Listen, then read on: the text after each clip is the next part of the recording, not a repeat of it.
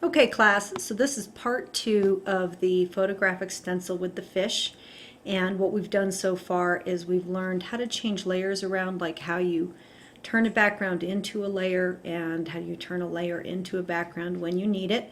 Remembering that backgrounds, the big thing about backgrounds is that you can't put layers behind them or below them, and also they erase to your background color, whereas layers erase to transparency. So what we're doing is we're kind of creating our little painting here. Right now it's still a rough. It does take quite a bit of time to get these fully finished, but I'm just giving you the general outline of how to proceed.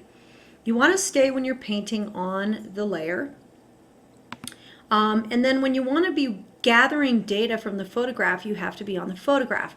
So now what we want to do is we want to create a brush from this fish. And again, remember, we don't want to do the whole kit and caboodle with a bunch of defined brushes. We want to actually just use it for pattern or for little parts, but by no means do I think you should be like creating brushes from the whole fish and just creating a rubber stamp. Let's get some art going with this process. So I'm going to click on the photographic layer because that is where the photographic data is. And go ahead and deselect. Command D is your shortcut, or Control D on a PC. And now what I'm going to do is I really like this fin, so I'm going to add that. And again, this isn't really entirely finished yet. I'm just kind of moving ahead because of the time factor. And I'm going to now just click and drag around this. Now I'm not using the magnetic lasso because there's not enough contrast, I don't think. I think it would have a little tricky time, and that's one of the things you learn is that like certain selections work well for some things and certain selections work well for others, and if you have a steady hand you can get around selecting an area fairly easily, especially with the Wacom pen tablet. So I've got that, and again we're going to refine the edge. Always try to do that after a selection because right now it's kind of crunchy looking, and I'm going to smooth that out. You can see kind of smoothing it, and that's all I think I really want to do is sort of smooth that, and then click OK. So you can't see the change, but that was smoothed out. And we're going to, go to the edit menu, not save this selection. We're going to define this as a brush. And when you do that, you get it'll be like a rubber stamp because it'll stamp in whatever color you choose here. And I'll call this fish, fin, and then deselect it. So now I have it. When you click on your paintbrush, that fin is, or that defined brush is always the last one in the list, right there. Bang. So now I can punch this in. I'm not really ready, quite honestly. If we had more time, I'd be filling this out a little more. But I just want to teach you this since we're just going to do 2 sessions here. But anyway, now that I'm ready to paint, don't be on your photographic layer. Click back on your quote-unquote art piece, your piece of paper, which is the layer that has the white. Now, I don't know what color. I'm kind of thinking with that background, I might come in, and if you click on your color picker, you can come in with your eyedropper, and maybe I'll click on a light yellow, kind of an orangey green yellowy color. Make it a little brighter, a little more saturated, maybe move it a little more into the yellows, and click OK. And the thing that's great is if I don't like this, I can always change it. And paint. Let's see what that looks like. Yeah, so something like that. And you can always overlap it with another color. Sometimes I like to do that since when you look at there's a little bit of yellow, there's a little bit of blue. Maybe we'll try that where we get a little bit of blue. And again, you can pop over this.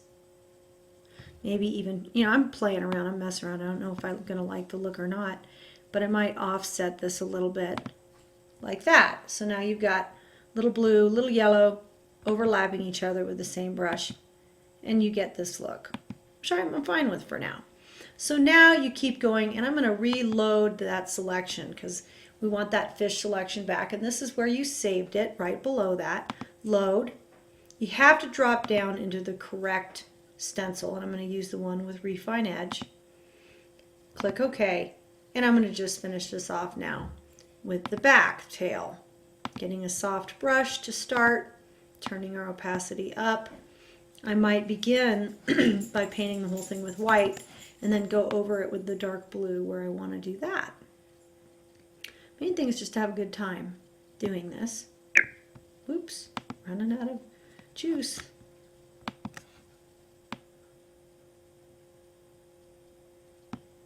And keep looking at your work. You can also do this without like looking at your photograph. You might come in and just use this as a reference.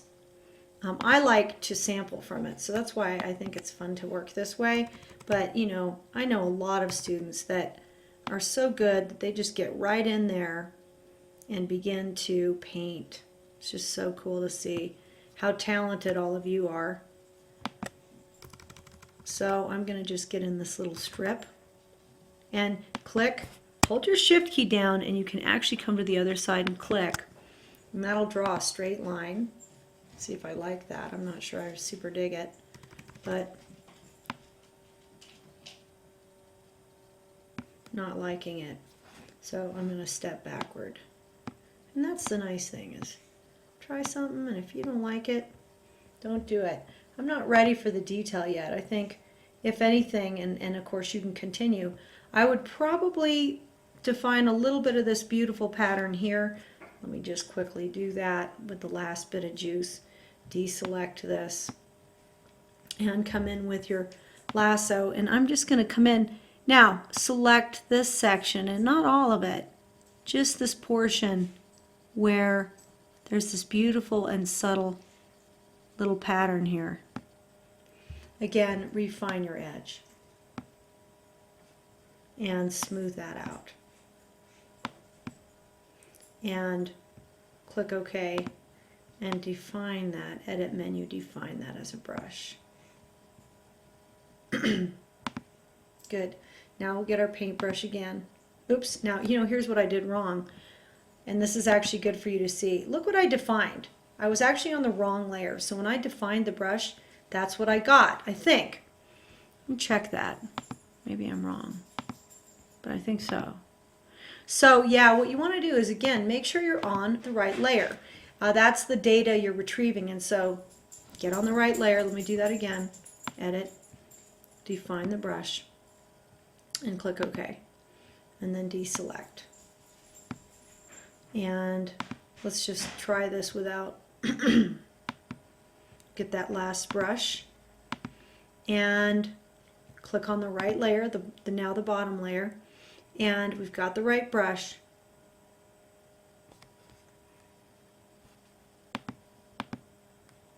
We just want to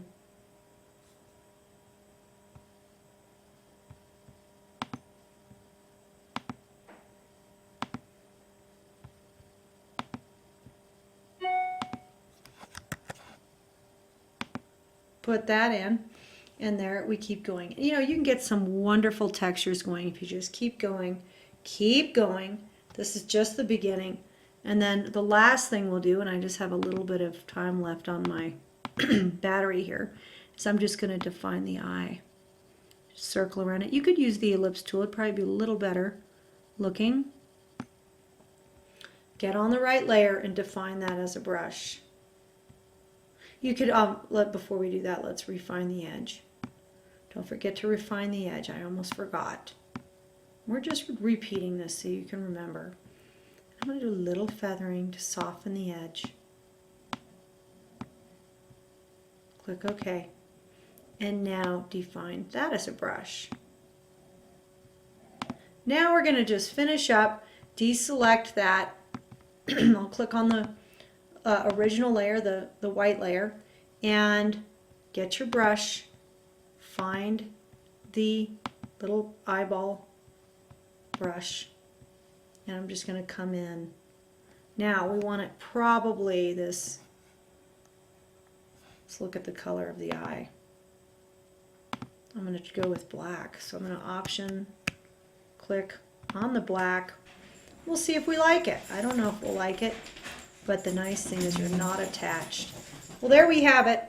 Hope you've enjoyed this session on just developing your stencils, and of course this isn't even close to finished, but it does go through the processes of creating a selection, saving your selection, and painting with the tools, painting with the paintbrush, defining a brush, and so on. Hope you really enjoy it, and we'll catch you later in class.